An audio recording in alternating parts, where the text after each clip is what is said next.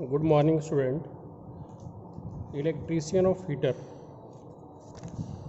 प्रथम वर्ष के छात्रों के लिए वर्कशॉप कैलकुलेशन और साइंस विषय के अंतर्गत हम लोग अध्याय 12 क्षेत्रमिति पढ़ रहे हैं।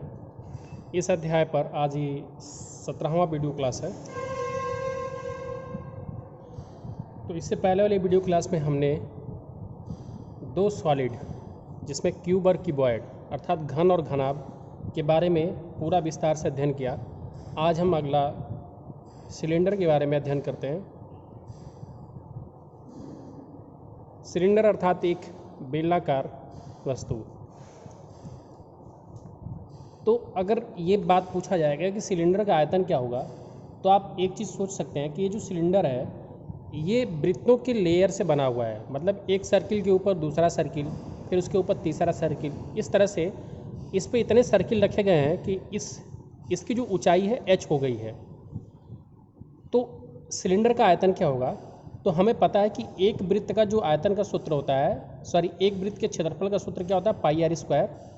तो एक वृत्त का क्षेत्रफल का सूत्र क्या होगा? पाई आर स्क्वायर।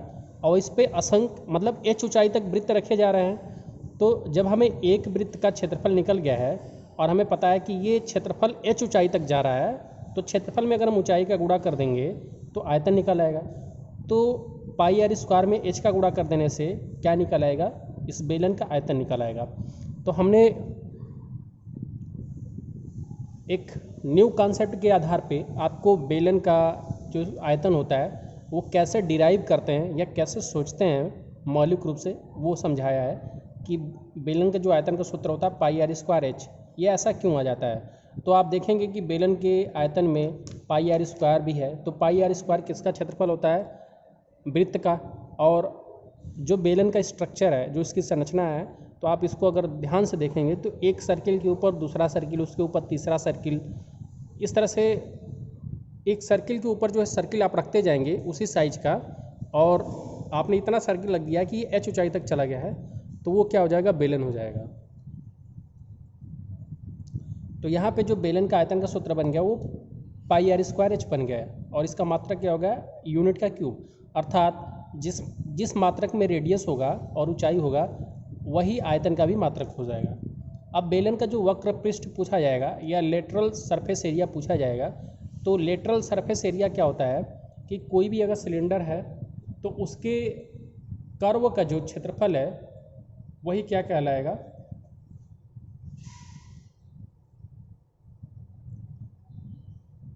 वक्र पृष्ठ एरिया कहलाएगा या लेटरल सरफेस एरिया कहलाएगा।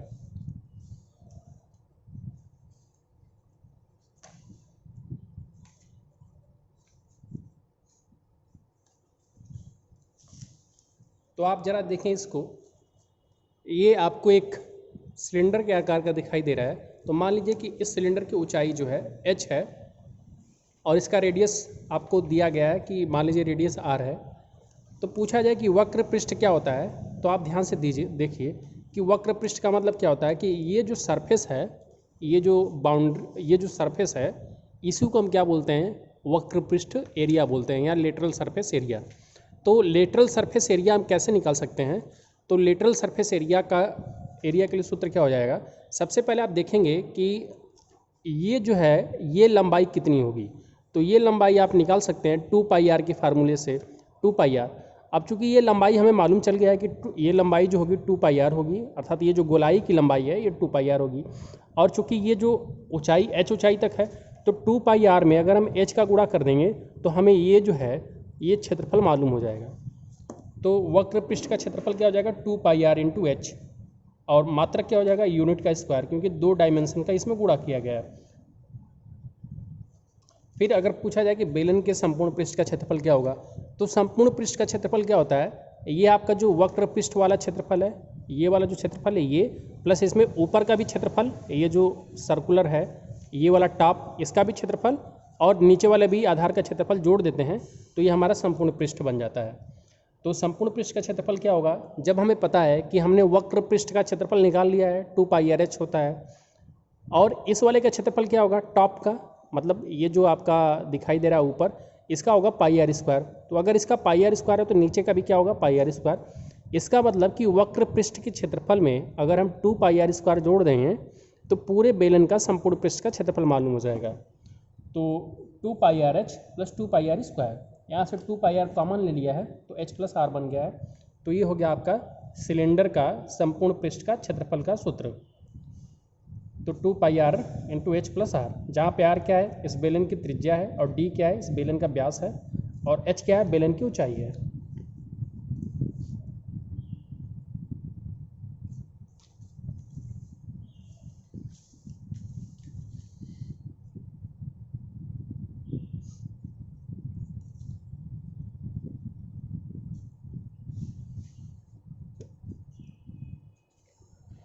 अगला हमारा टॉपिक है हॉलो सिलेंडर, जिसको हम बोलते हैं खोखला बेलन। खोखला बेलन किस आकार का होता है? तो आप इसी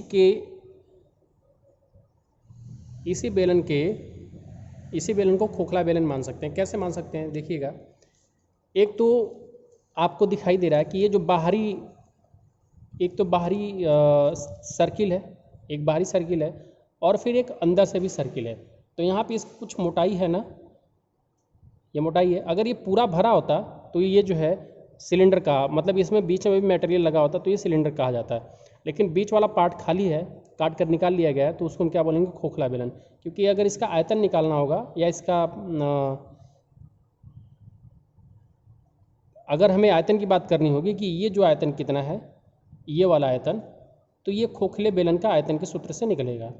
केवल ये वाला आयतन जो बाहरी, ये जो मोटाई है, इसका आयतन निकाला जाए तो ये कैसे निकलेगा? तो सबसे पहले आपको निकालना क्या होगा इसमें कि सेंटर से बाहरी जो बेलन है और जो आंतरिक बेलन है, दोनों का जो है त्रिज्या मालूम कर सकते हैं सेंटर से।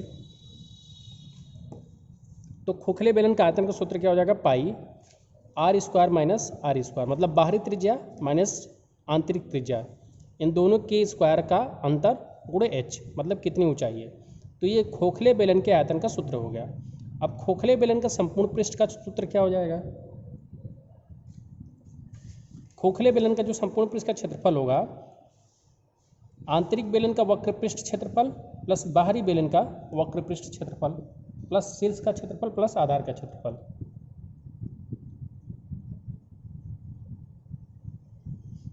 तो आंतरिक बेलन का वक्र पृष्ठ क्या निकलेगा और बाहरी बेलन का वक्र पृष्ठ क्या निकलेगा? तो जब हमें बाहरी बेलन की त्रिज्या मालूम होगी तो बाहरी बेलन का वक्र पृष्ठ क्या हो जाएगा, 2πrh। इसी प्रकार से आंतरिक बेलन का वक्र पृष्ठ क्या हो जाएगा, 2πrh।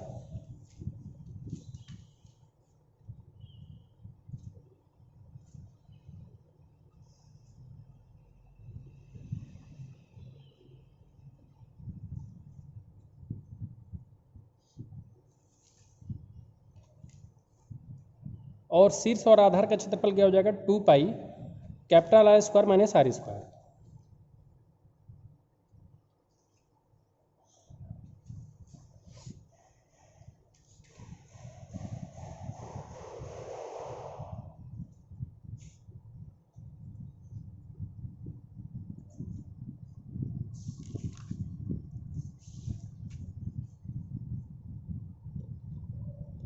अब हम देखेंगे घन पर आधारित प्रश्न। इस असाइनमेंट में हम केवल क्यूब, जो हमने पिछले वीडियो क्लास में पढ़ा है, तो केवल क्यूब पे आधारित जो अलग अलग प्रकार के क्वेश्चन बन सकते हैं उनको हल करेंगे। तो इसमें दिया क्या गया कि एक घन का विकर्ण वक्र पृष्ठ का क्षेत्रफल तथा संपूर्ण पृष्ठ का क्षेत्रफल ज्ञात करें, जबकि घन की भुजा आपको दी गई है 4.5 सेंटीमीटर। तो फिगर में मैंने आपके लिए एक घन बनाया है। विकर्ण क्या होगा कि आप देखेंगे कि ये वाली जो साइड दिखाई दे रही है, ये वाली, ये फ्रंट सतह हो गई, अर्थात सामने वाली सतह हो गई, और इसी के पीछे आपको ये विपरीत सतह दिखाई दे रही है, अर्थात ये बैक सतह हो गई, और ये अगल बगल वाली सतह हो गई, एक सतह ये, एक सतह ये। तो अगर पूछा जाए कि इस रूम में अगर कोई एक रूम है और ये घनाकार रूम है, तो इसमें लंबा से लंबा एक रॉड कितने मीटर का रखा जा सकता है? तो अगर आप कहेंगे कि a मीटर का रखा जा सकता है, क्योंकि इस घन की लंबाई a मीटर है, चौड़ाई भी a मीटर है, ऊंचाई भी a मीटर है, तो क्या इस रूम में जो सबसे लंबा रॉड रखा जा सकता है उसकी लंबाई a होगी या उसकी लंबाई इसके विकर्ण के सूत्र से निकाली जा सकती है। तो इस घन का जो विकर्ण होगा और इस विकर्ण की जितनी लंबाई होगी उतने ही लंबाई का रॉड इस रूम में रखा जा सकता है। तो विकर्ण का सूत्र क्या बनेगा?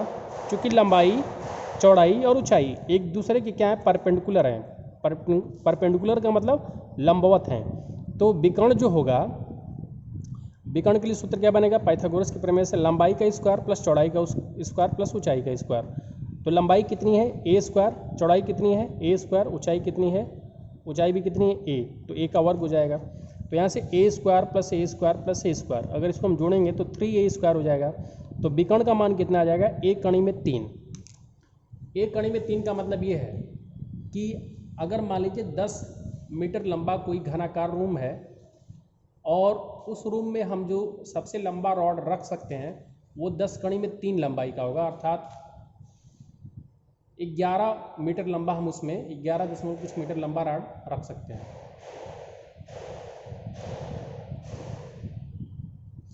और ये कैसे रखा जाएगा? सामने वाली सतह के एक कोने से पीछे वाली सतह के ऊपर वाले कोने तक जो लंबाई होगी यही विकर्ण कहलाएगी।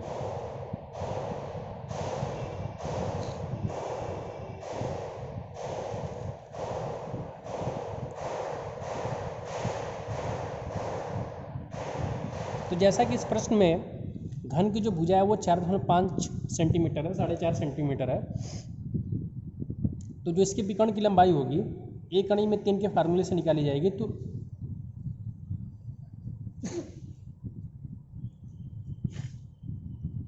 ए का मान कितना है? 4.5 और कड़ी में 3 का मान कितना होगा? 1.73।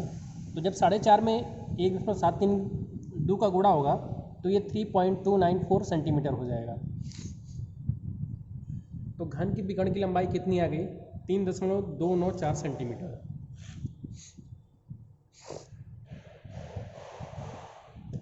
इस घन का वक्र पृष्ठ का क्षेत्रफल क्या हो जाएगा? तो वक्र पृष्ठ क्या होता है? चारों सतहों का क्षेत्रफल। तो चारों सतहों का क्षेत्रफल का फार्मूला क्या होता है? 4a square. 4a स्क्वायर का मतलब भुजा का वर्ग, और भुजा कितनी है? 4.5 सेंटीमीटर। इसका वर्ग करेंगे तो 4.5 का वर्ग करेंगे तो 20.25 हो जाएगा, और उसमें 4 का गुणा करेंगे तो कितना हो जाएगा? 81 सेंटीमीटर स्क्वायर। तो जो वक्र पृष्ठ का क्षेत्रफल होगा अर्थात जो लेटरल सरफेस एरिया होगा उसका मान कितना आएगा? 81 सेंटीमीटर स्क्वायर। और घन का अगर संपूर्ण पृष्ठ का क्षेत्रफल पूछा जाए तो घन के संपूर्ण पृष्ठ का क्षेत्रफल क्या होता है? 6 सतहों का क्षेत्रफल। तो जैसे घन में 4 सतहों का क्षेत्रफल 4a स्क्वायर होता है, उसी प्रकार से 6 सतहों का क्षेत्रफल 6a स्क्वायर होगा, अर्थात 6 गुणे भुजा का वर्ग। तो 6 गुणे 4.5 का वर्ग करेंगे तो 4.5 का वर्ग हमने निकाला ही था, 20.25 होगा। उसमें इसका बार इस बार 6 का गुणा करेंगे तो 121.5 होगा, और ये क्या हो जाएगा? 121.50 सेंटीमीटर स्क्वायर।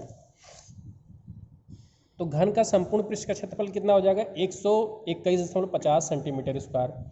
अब इस घन का अगर आयतन पूछा जाए तो भुजा का घन होता है तो 4.5 का क्यूब कर देंगे, अर्थात उसमें पावर 3 लगा देंगे। तो घन का आयतन कितना आएगा? 91.125 सेंटीमीटर क्यूब।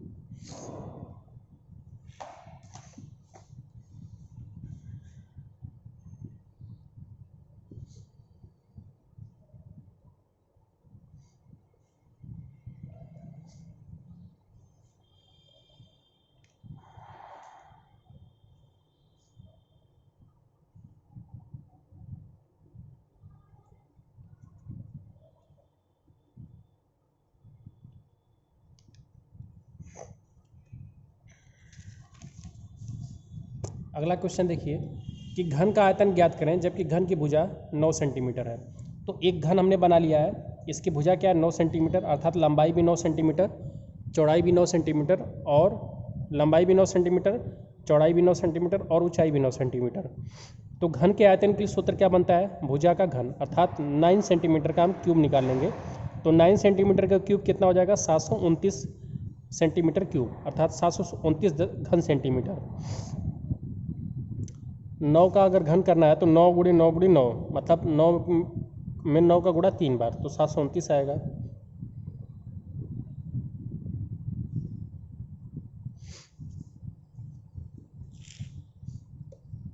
अगला है कि घन की भुजा ज्ञात करें। अगर घन का आयतन 3375 घन सेंटीमीटर है, तो आपको एक डायग्राम में घन दिखाई दे रहा है। इस घन का जो आयतन है वो दे दिया गया है कि 3375 घन सेंटीमीटर है, तो इसकी भुजा ज्ञात करना है।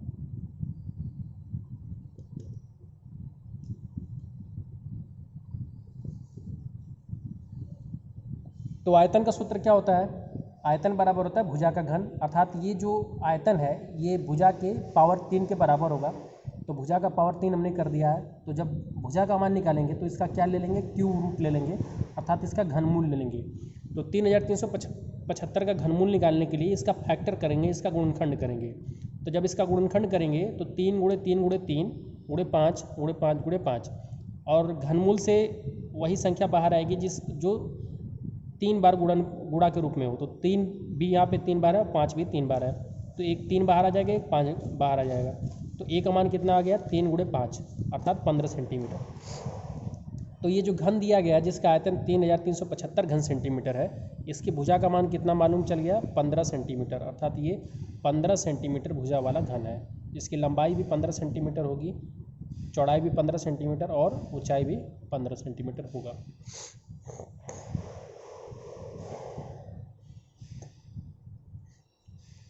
आगे यहाँ पे दिया गया है कि एक घन की भुजा ज्ञात करिए। अगर घन का संपूर्ण पृष्ठ का क्षेत्रफल 216 सेंटीमीटर स्क्वायर है, तो घन का संपूर्ण पृष्ठ का क्षेत्रफल कितना है? 216 सेंटीमीटर स्क्वायर, और ये किसके बराबर होता है? 6 गुणे भुजा का वर्ग। तो ये 6a स्क्वायर के बराबर हमने 216 सेंटीमीटर स्क्वायर रख दिया। तो a स्क्वायर बराबर कितना हो जाएगा? 216 बटे में 6। 216 में जब 6 का भाग देंगे तो कितना आएगा? 36 सेंटीमीटर स्क्वायर। तो a का मान कितना हो जाएगा? वर्गमूल ले लेंगे 36 का। तो 36 का वर्गमूल लेने के लिए 36 का फैक्टर करेंगे गुणनखंड, तो 6 गुणे 6 होगा, और वर्गमूल से वही संख्या बाहर आएगी जो जोड़े के रूप में होगी, तो 6 बाहर आ जाएगा। तो a का मान कितना आएगा? 6 सेंटीमीटर। तो जिस घन का संपूर्ण पृष्ठ का क्षेत्रफल 216 सेंटीमीटर स्क्वायर होगा, उसकी भुजा का मान कितना होना चाहिए? 6 सेंटीमीटर। तो ये आपका आंसर हो जाएगा। तो आज के लिए इस वीडियो में इतना ही। वीडियो देखने के लिए धन्यवाद।